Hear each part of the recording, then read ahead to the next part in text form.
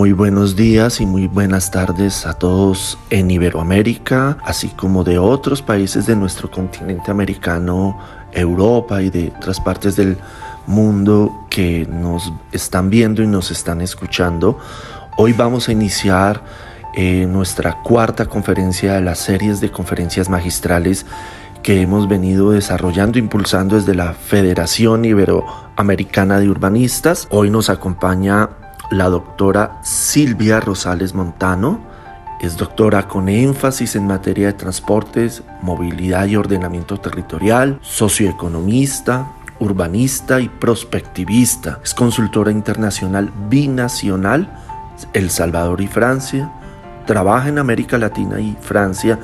de manera híbrida desde hace 25 años y posee experiencias en otros continentes.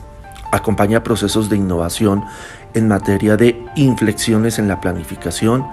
y en el ordenamiento territorial para asegurar el desarrollo sostenible. Desarrolla a su vez múltiples prácticas en materia de urbanismo y de ordenamiento territorial correctivos. Desarrolla enfoques de territorios, laboratorios, de innovación interterritoriales, asegurando importantes procesos de formación y acción en vista de crear nuevas capacidades y habilidades técnicas y políticas. Es presidenta de la ONG Apoyo Urbano, con sede en Lyon, en Francia. Ha colaborado con la Agencia de Urbanismo del Aire Metropolitano de Lyon durante 30 años y en particular como directora de estudios de investigación y prospectiva territorial en los campos de transiciones, mutaciones y recomposiciones socioterritoriales. Igualmente ha sido muy activa en Centroamérica, coordinando distintos procesos en distintos países, como experimentación progresiva de un tanque de pensamiento-acción en materia de planificación metropolitana, con el Fab Lab Metrópolis Colaborativas de América Central 2050, coanima con equipos de Municipalidad de Guatemala, y la plataforma de investigación prospectiva Metrópolis Central Colaborativa, también de Guatemala, con la UNI Nicaragua, la red Resoclima y la red de investigación internacional Arquitecturas Metropolitanas. La conferencia se denomina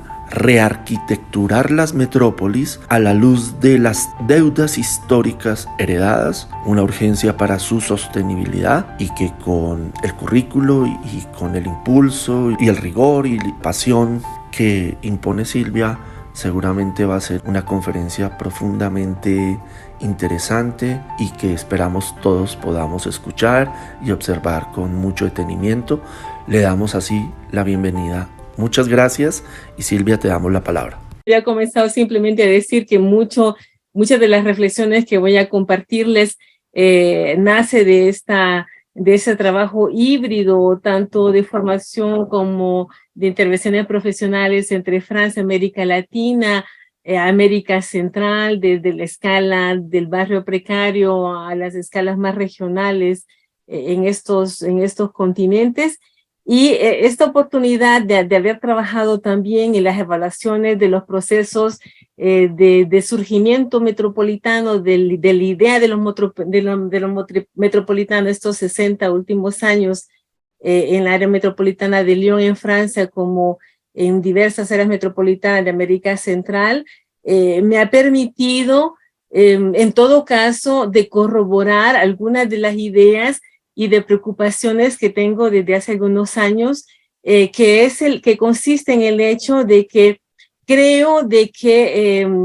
las herencias pasadas, o sea, todo lo que la buena o mala planificación positiva y negativa, que en muchos casos es bastante negativa en América Central, en todo caso, todas esas herencias pasadas y los desafíos contemporáneos que son un poco más sistémicos, nos obliga a tomar en cuenta en realidad estos hechos y tomándolos en cuenta de apoyarnos en ellos como para repensar los territorios, y en ese sentido de repensar, creo yo, lo que yo quisiera decir, que ese repensamiento, la noción de reconstrucción, nos llevaría a discutir si no estamos a las vísperas o si no estamos muy atrasados en un replanteamiento de dinámicas planificadoras, de de nuevas normativas, de nuevos instrumentos. Aunque estas prácticas han sido hechas en territorios muy diferentes, creo yo que cuando hago la síntesis de las personas que durante estos tiempos con quienes he colaborado y aún autoridades locales entrevistadas en diferentes momentos, creo que coincidimos de una u otra manera, al menos en 3 elementos. Creo que coincidimos en el hecho de que las dinámicas actuales y recientes que estamos todavía viviendo, pero aunadas a todas estas dinámicas heredadas, que va desde la pobreza estructural, pasando por la artificialización del suelo masivo y sobre todo de un suelo precario, etcétera, nos hace coincidir en que tenemos que repensar el territorio y al mismo tiempo el territorio sociedad a todas las escalas. Creo yo que esta necesidad a veces aparece, esa conjunción de territorio-ciudad debe de ser multiescalar, porque a veces la sola escala metropolitana puede esconder fenómenos que a la escala microlocal se ve y viceversa. Entonces, esa dualidad del enfoque forma parte de esta rearquitectura o de un rediseño del pensamiento, del diagnóstico, de la evaluación. Una segunda coincidencia creo que es la necesidad de aceptar la grabación de muchas herencias. Y aceptar esta grabación nos permite dar pasos suplementarios también en términos de conocimiento. Y coincide, creo yo también que coincido con varios, en que el hecho de interrogar el desarrollo y el ordenamiento territorial producido en aquellos territorios con poco, con carente renovamiento, o sea, renovamiento, se me olvida, de la planificación, es interesante y no debemos de evitarla en todo caso. Dar cuenta de estos fallos y de los graves impactos que ha tenido en el tiempo y en el corto y el largo plazo de planificaciones funcionalistas que todavía predominan, de planificaciones monosectoriales o bisectoriales en muchos casos, creo yo que forma parte de lo que yo llamo de la educación indispensable para acompañar el desarrollo sostenible, o sea, de eso que para mí es indispensable, de crear nuevas capacidades o habilidades necesarios para reforzar técnicos, tomadores de decisión, sector privado, en estos desafíos comunes que estamos obligados de afrontar. Me parece efectivamente urgente, y eso es el posicionamiento personal, esta noción de urgencia me parece que es fundamental para mí. Significa que en esta urgencia lo que yo trato de plantear es que hay que construir un desafío colectivo. Un desafío colectivo que a veces se facilita, como en el caso de la región centroamericana, donde tenemos una convergencia de múltiples experimentaciones, me parece esencial y me parece que debe ser valorizado. Y sin este, creo yo, desafío colectivo, creo que la célebre gestión sostenible y la célebre búsqueda de resiliencia y la célebre relación urbano-rural ni será efectiva y será aún menos justa. Y esta noción de justicia socioespacial me parece importante plantearlo, porque en realidad es a las escalas metropolitanas donde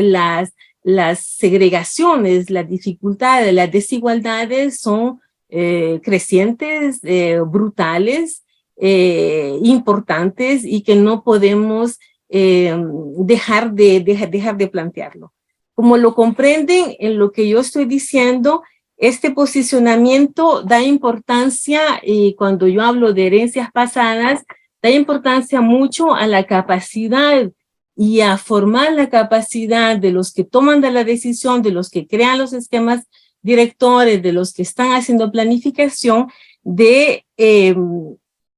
conocer, de tener esa información pasada de esos estratos históricos de la planificación y de concretar realmente las responsabilidades. Si no lo hacemos, me parece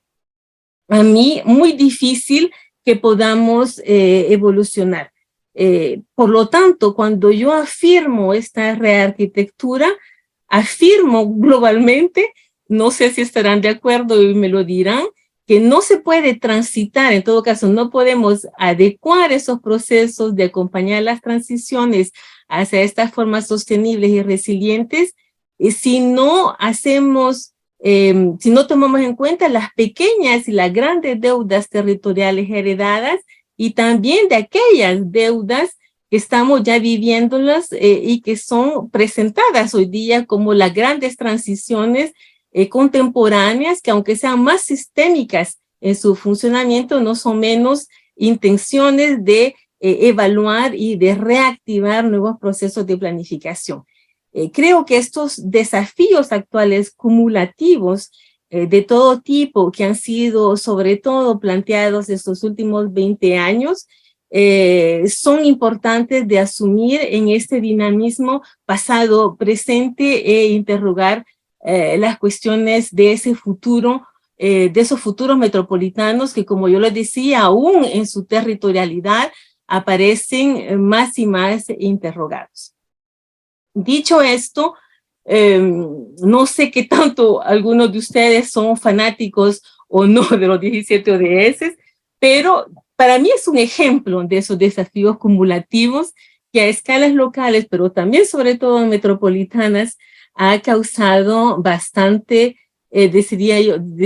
yo, interrogaciones, sorpresas. Yo lo he aplicado a escalas metropolitanas, regionales, locales, en barrios precarios, y cuando entre Francia y América Central hay muchos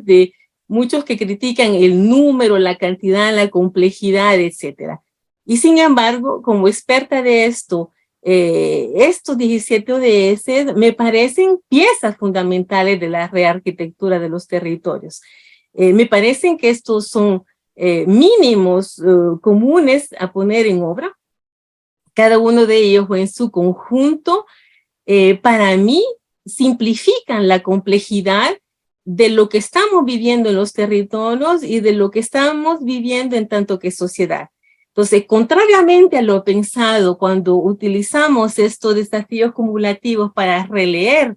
la eficacidad o la efectividad de las transformaciones en los territorios, en las áreas metropolitanas, son bastante útiles y sorprendentes porque permite, o sea, esos desfases, esos diálogos, esas interrogaciones que en realidad permiten abordar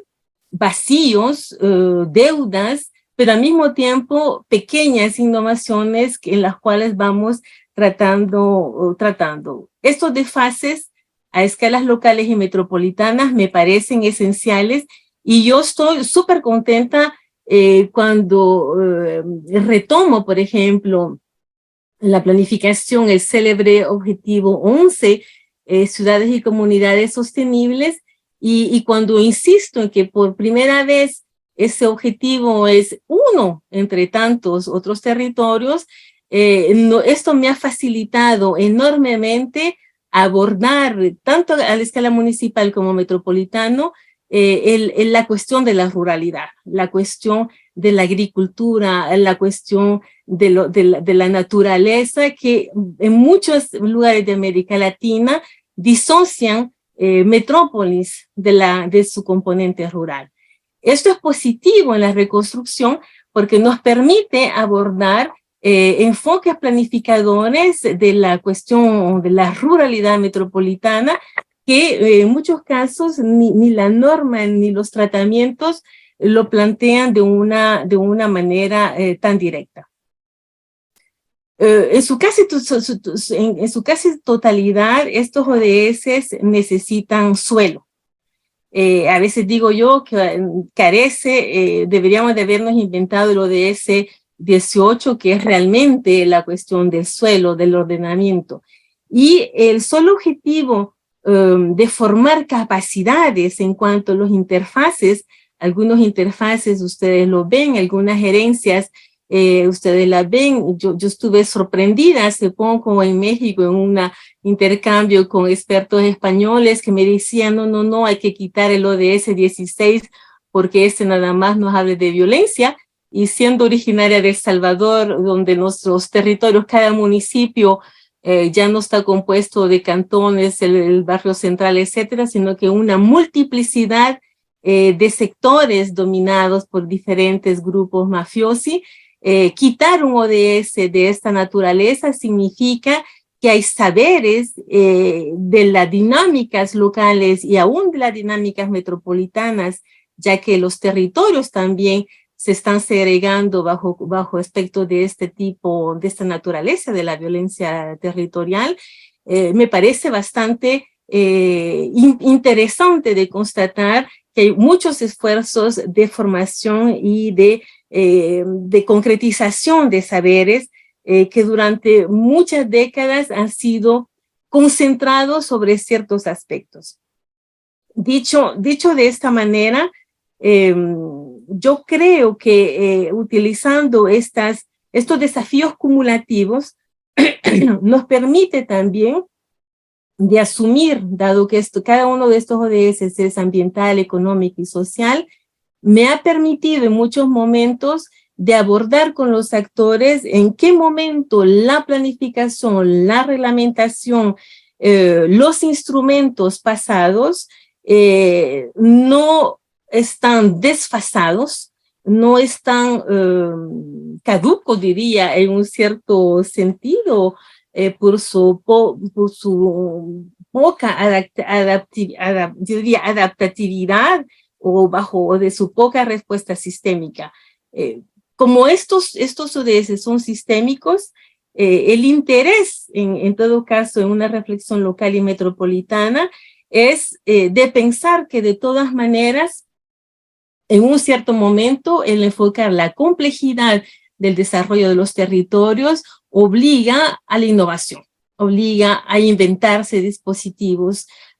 flexibles, adaptativos, colaborativos, a tal vez romper con algunos enfoques, porque en muchos casos un plan parcial o un esquema director no logrará hacer la transformación que se necesita. Esto es importantísimo para mí, puesto que cuando hablo de la reconstrucción, la hablo en tanto que un proceso, en tanto que una progresividad, y esta progresividad la ejemplifiqué en muchos tiempos diciendo al final este desafío cumulativo de 17 ODS es apenas una especie de entrenamiento, de entrenarse, de tener músculos como para afrontar esas grandes transformaciones que en muchos casos son traumáticas ahora para la juventud, que se ve en esos años 50, de 50 a 60 años y que ven como una especie de catástrofe. Ya solamente el hecho que en los años 50 deberíamos de dividir por 4 el consumo de la energía fósil y de lo que implica en materia de planificación y de ordenamiento territorial ese solo desafío, permite de ser muy humildes y de asumir que las transformaciones de estos grandes territorios metropolitanos que podrán tal vez subdividirse en otros tipos de territorios en lugar de seguir creciendo u otras posibilidades, simplemente trata de ir progresivamente acompañando, formando esas nuevas ingenierías que facilitaría eventualmente una transformación y aún transformaciones que no son únicamente técnicas, sino que son también inclusive fiscales, dada la precariedad y la pobreza institucional mundial de los hogares, de los municipios. esta contribución, estos desafíos cumulativos como los 17 ODS no son únicos. Si pasamos a otros desafíos que ejercen mucha presión sobre las metrópolis, entramos en las nociones de transición. En Francia, como en otros países, hay dos maneras de ver las transiciones. Las transiciones deseadas de políticas públicas, pero también están las transiciones heredadas de esas transformaciones que tal vez no las deseamos, pero que han mutado hacia otras formas. Por ejemplo, el crecimiento periurbano, las conurbaciones de precariedad de muchas áreas metropolitanas, esas son ya territorios existentes, son nuevas recomposiciones territoriales que han transitado en un tiempo en los cuales la planificación no ha logrado gestionar estos crecimientos. Cada uno de nosotros habla de lucha contra el cambio climático, hablamos ahorita aún de transición democrática y su impacto en la decisión pública, de la transición energética. Yo hablé mucho de eso durante mis periodos de trabajo sobre la transición energética y la precariedad, y sin embargo, muy pocos asociamos o insistimos en que cada uno de estos enfoques aparecen como islas y que no hemos tomado el tiempo necesario de acompañar a múltiples escalas en la comprensión de los interfaces. Rearquitecturar los territorios presupone, a mi manera de ver, tener un planteamiento de formación, de acompañar y de comprender no solamente nosotros, sino que también otros, de estas recomposiciones que se encuentran, de esos interfaces que se encuentran a estas escalas. Y esto, a mi manera de ver, cuando hablamos de transiciones, obliga a leerlas de manera diferenciada, pero y articuladas en esas tres escalas, de la escala barrial, de la de proximidad, de nuestros modos de vida, hasta las escalas intermedias, municipios, mancomunidades y regiones y metrópolis. Si no hacemos esa lectura, no creo yo que podamos realmente incidir en transiciones más sostenibles, puesto que no lograríamos, o sea, asumir que cada uno de nosotros está viviendo a escalas muy diversas transiciones que a veces pueden ser dolorosas, resiliencias dolorosas, adaptabilidades dolorosas, y que están planteadas a escalas metropolitanas como el objetivo mayor del cambio. Y en ese sentido, pienso yo que estas lógicas de la normatividad, del objetivo que estamos ahorita, esos objetivos cuantificados que a veces son un shock cuando lo leemos como planificadores, hace dar cuenta que cuando nos obligan a pensar que una metrópolis debe de ser cero carbono, o que una metrópolis, como se oye actualmente en Francia, la obligación de abordar la cero artificialización del suelo, o las metrópolis 50-50, lo que obliga a la renaturalización del suelo, o los territorios de los 15 minutos, del cuarto de la proximidad. Estos otros objetivos que son macroobjetivos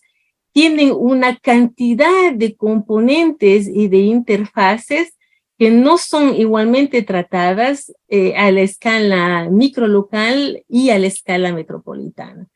En este sentido, uno de los esfuerzos que han existido y que vale la pena de citarlos, y hay varios esfuerzos en ese sentido, o sea, esos esfuerzos que han tratado de articular, de estructurar, de armonizar, de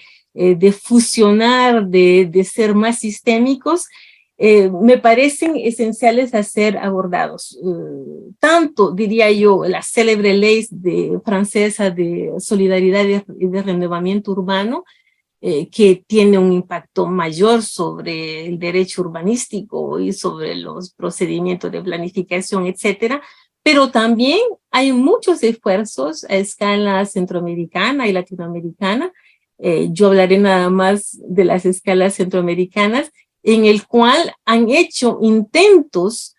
fundamentales de enfoques sistémicos que evidentemente no van a cambiar considerablemente en el corto plazo ciertas situaciones, pero tienen contribuciones positivas.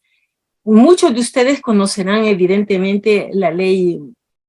SRU francesa, que en realidad ha tenido un impacto que a mí me interesa porque es muy importante en su proceso, en el proceso no de construcción de la ley, sino en el proceso de planificación y de planificación de las metrópolis y de las regiones. Y sería interesante en nuestros países latinoamericanos de encontrarnos con estas leyes que han tenido una efectividad mayor. Han de existir, imagino, pero en este caso, 3 requisitos fueron fundamentales. Requisitos de solidaridad, de desarrollo sostenible y de refortalecimiento de la democracia y de la descentralización. Impactó tanto del derecho urbanístico hasta enfoque de diversidad social, la cuestión del transporte y aún el derecho civil. Pero esta ley no estuvo sola, no estuvo solita. En paralelo, la ley del apoyo a las mancomunidades, la ley de la transferencia fiscal de ayudas, las leyes diversas y variadas sobre el acceso del derecho a la movilidad para todos, de la vivienda, fueron también instrumentos paralelos. El derecho urbanístico, y es ahí donde a mí me parece fundamental, como ciertos procesos y ciertas leyes, a partir de un enfoque evaluativo, se lanza sin ningún miedo en la transformación del derecho urbanístico. El desaparecimiento de los planes maestros que se convirtieron en los SCOT, los esquemas de coherencia territorial, el desaparecimiento del POS, del plan de uso de suelos, y planteando todo un plan de urbanismo local que va más allá de un uso, de un zoning, y también la reducción o los enfoques de desarrollo sostenible, donde se aborda la reducción de esta urbanización. Fue en un momento, fue en 2001 y en los años que siguieron, como una explosión de innovación, una explosión de diversidad de formas de abordar los territorios. Y cuando yo digo que en la rearquitectura de los territorios lo que a mí me interesa es el proceso, es que en este proceso, si bien hay 3 documentos fundamentales que son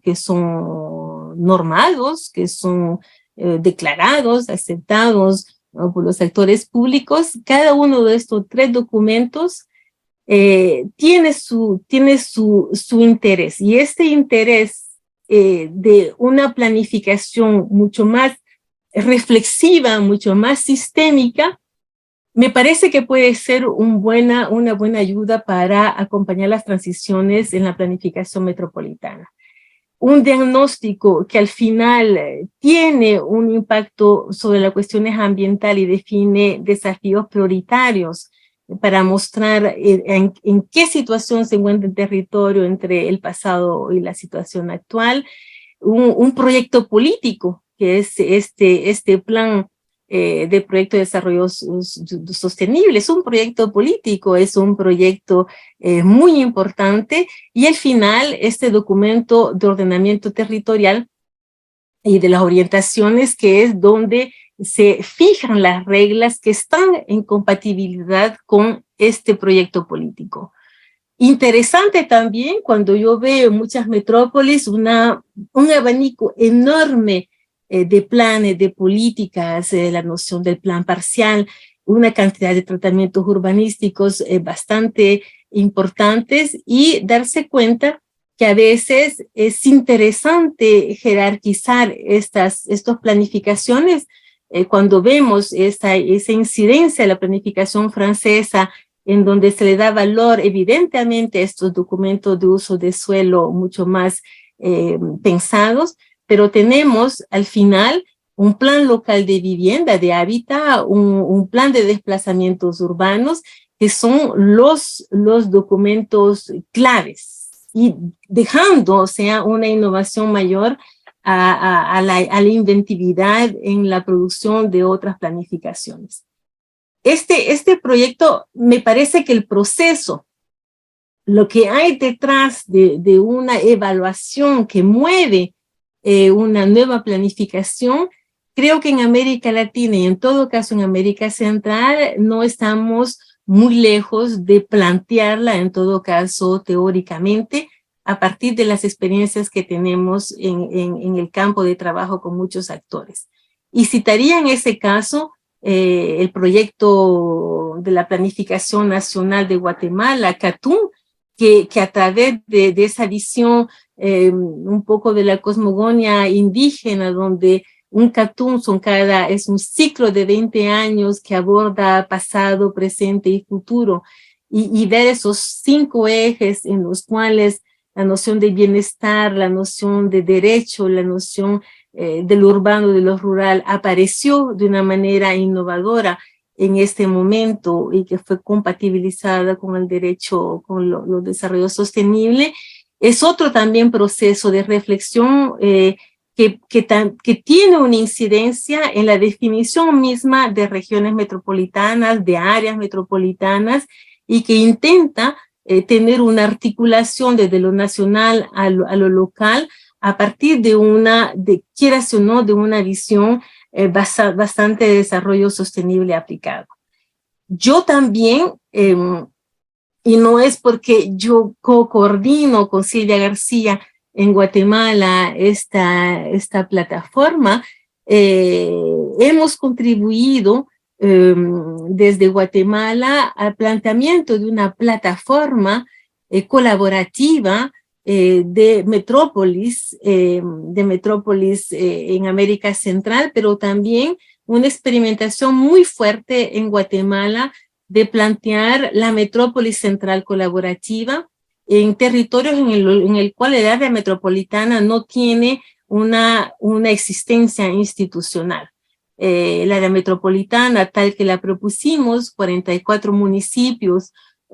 más bien es un territorio laboratorio, o sea, asumimos la noción de abordar la transformación metropolitana a través de un concepto de territorio laboratorio en el cual la producción de conocimientos retroprospectivos, pero también la propuesta, por ejemplo, de piezas metropolitanas, que son intermunicipales, interzonales, interdepartamentales, donde ahí se va a jugar el porvenir de la metrópolis de los años 30 y 50, ha sido un desafío que ha marcado, o sea, las reflexiones sobre la cuestión metropolitana, y no sobre la cuestión metropolitana definida por las estadísticas, sino que como la visión metropolitana definida por los grandes desafíos de desarrollo sostenible. Esto ha sido y sigue siendo, porque sigue existiendo, uno de las grandes contribuciones que yo pienso me permite asegurar que las reflexiones de la rearquitectura, de la regobernanza, del rediseño de los territorios, de abordar las recomposiciones territoriales puede ser efectiva y puede marcar un hito en estas neoplanificaciones que yo abordo. Y citaría también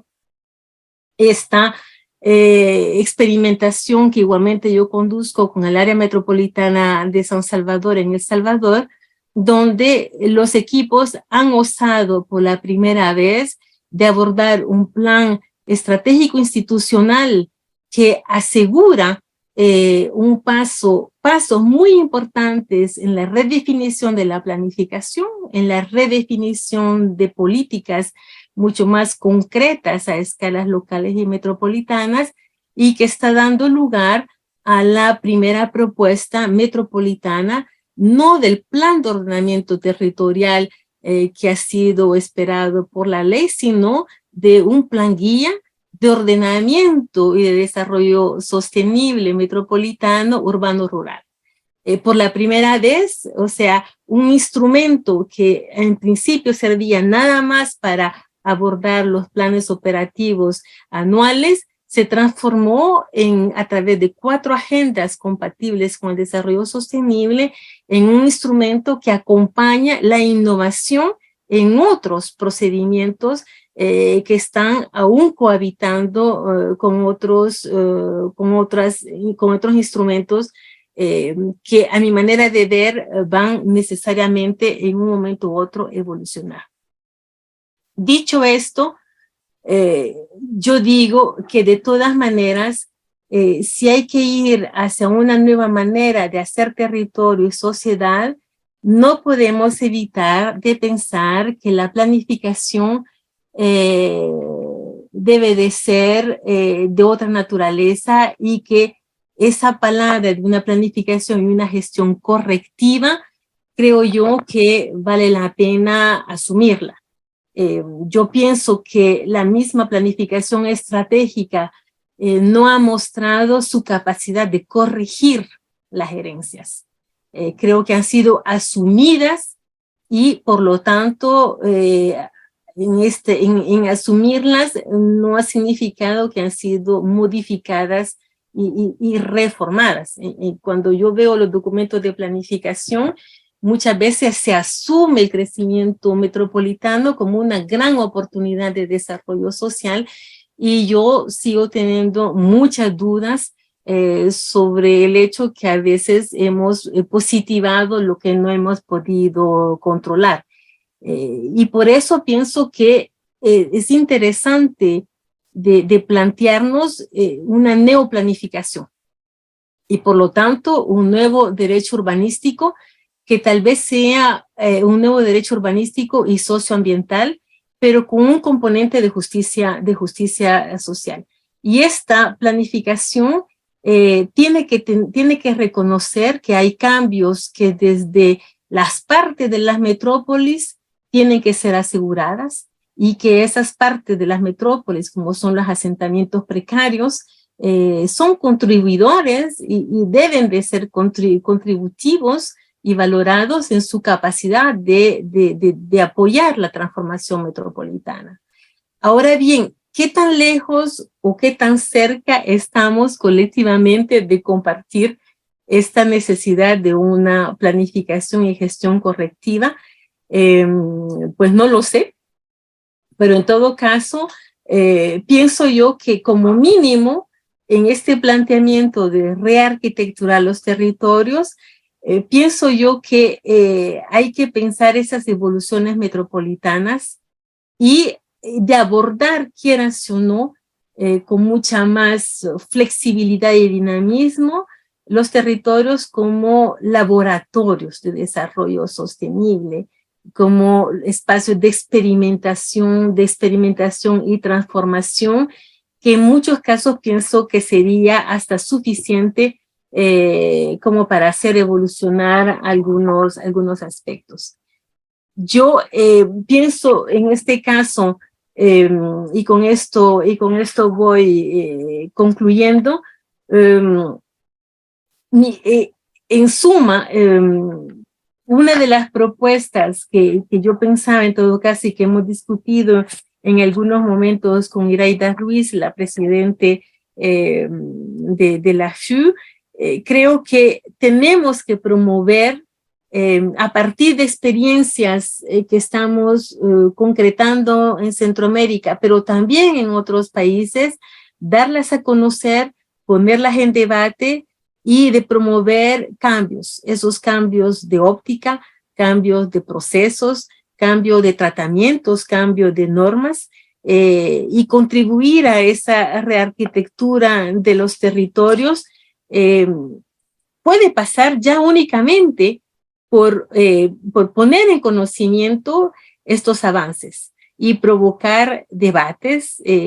para imaginar, ¿por qué no?, nuevos procesos y recomendar nuevas prácticas que podrían también influenciar en algún momento enfoques europeos.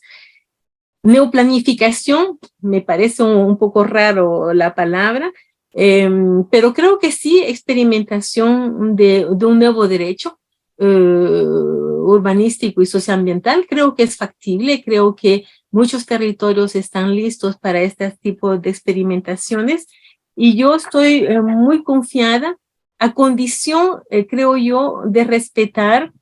creo yo, una progresividad, pero también de fuerte dinamismo, una fuerte iteratividad, no tener miedo de equivocarnos en cosas muy experimentales, pero también de abordar esas experimentaciones que habla lo local y lo metropolitano, evidentemente lo cooperativo y también las capacidades de los ajustes rápidos. Creo que ahí hemos pecado en la incapacidad de ajustar y de reajustar los territorios. Yo con esto me quedaría, no sé qué tanto logré abordar el porqué y de justificar el por qué creo que es urgente replantear, en todo caso, de rearquitecturar los territorios, pero estoy convencida de que es una urgencia y en todo caso estoy contenta y muy orgullosa que desde Centroamérica estemos abordando algunas reflexiones que podrían marcar una planificación nueva desde los pequeños territorios.